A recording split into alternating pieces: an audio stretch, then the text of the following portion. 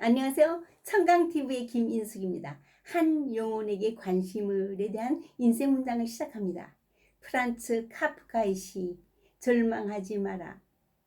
절망하지 마라. 비록 그대의 모든 형편이 절망할 수밖에 없다 하더라도 절망하지 마라. 이미 일이 끝장난 듯 싶어도 결국은 또 다시 힘이 생기게 된다.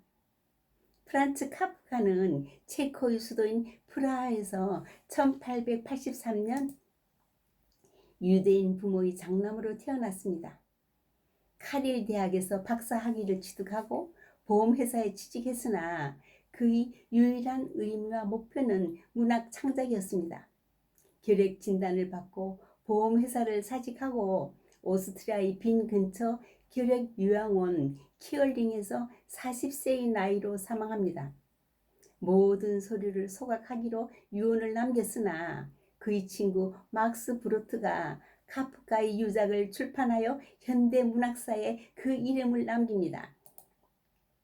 단편을 주로 썼으며 대표작은 변신, 심판 등이 있습니다. 그가 세상을 떠나기 1년 전 베를린 근교 공원을 산책하다 벤치에 앉아 인형을 잃어버려 울고 있는 소녀를 만났습니다. 함께 찾아보았지만 인형은 보이지 않았습니다. 그는 소녀에게 내일 다시 만나 찾아보자고 했습니다. 다음 날도 인형은 발견되지 않았습니다. 실망한 소녀에게 사실 너희 인형은 여행을 떠났어. 소녀가 놀라서 그걸 어떻게 알아요? 인형이 너에게 전해달라고 편지를 보냈어. 소녀는 믿지 못하는 표정으로 그 편지가 어디 있어요? 미안해. 깜빡 잊고 집에 놓고 왔어. 내일 꼭 가지고 올게. 소녀의 의심과 호기심이 뒤섞인 눈빛에 카프카는 부드러운 미소를 지어 보이며 소녀와 헤어졌습니다. 집에 온 카프카는 인형 대신 편지를 쓰기 시작했습니다. 그는 소녀를 결코 실망시키고 싶지 않았습니다. 꾸며낸 이야기지만 진실하게 쓰면 소녀의 상실감을 다른 차원의 상상으로 채워줄 수 있을 것이라고 믿었습니다. 다음날 카프카는 공원에 가서 소녀에게 인형의 편지를 큰 소리로 읽어주었습니다. 울지 마. 나는 슬픈 이유로 사라진 것이 아니야. 잠시 너를 떠나 새로운 세상을 보기 위해 여행을 떠났어. 인형은 소녀에게 자신의 몸에 대해 날마다 편지를 쓰겠다고 약속했습니다. 그렇게 둘의 만남은 몇 주 동안 이어졌고 인형은 카프카라는 작가의 마음을 빌어 자신이 경험하는 나날의 모험을 이야기해 나갔습니다. 편지가 거듭할수록 인형의 자아도 점점 성장해 나갔고 학교에도 다니고 전 세계를 여행하면서 다양한 사람들도 만났습니다.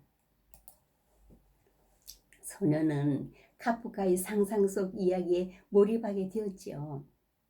인형의 모험이 담긴 편지는 진심 어린 글쓰기 그 자체였습니다. 3주가 지났을 때 소녀의 슬픔은 완전히 치유되었습니다.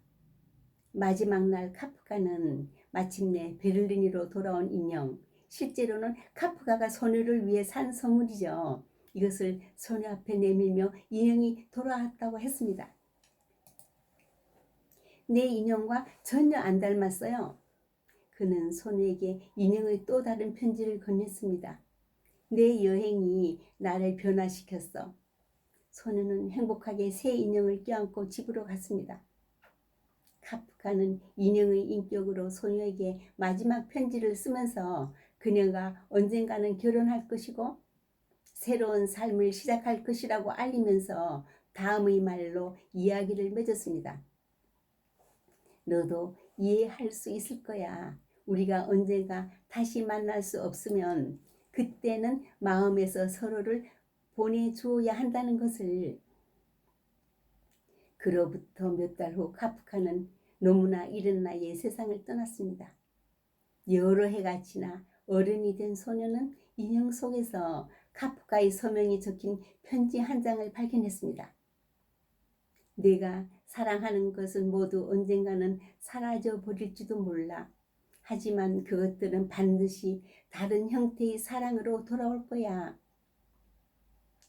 이 일화는 병에 시달리던 작가가 한 소녀의 슬픔을 승화시키기 위해 자신의 재능을 쏟아 마법 같은 작품을 만들어내었음을 세계 문학사에 기록되었습니다. 카프카는 문학 친구였던 오스카 플라크에게 보낸 편지에서 한 권의 책은 우리 안의 얼어붙은 바다를 부수는 도끼여야 한다네라고 했습니다. 정신분석학자인 에스테스는 우리의 임무는 손이 닿을 수 있는 부분부터 뻗어나가는 것이다. 한 영혼이 슬퍼하는 것을 돕기 위해 하는 작고 조용한 일은 큰 의미를 갖는다. 성경의 시편엔 눈물을 흘리며 씨를 뿌리는 자는 기쁨으로 거두리로다. 프란치스코는 2013년 로마 카톨릭 교회의 교황으로 선출되었을 때 한 인터뷰에서 다음과 같이 말해 주변을 폭소의 도가니로 몰아넣었습니다. 주여, 부족한 저를 교황으로 선출한 추기경들의 잘못을 용서하소서.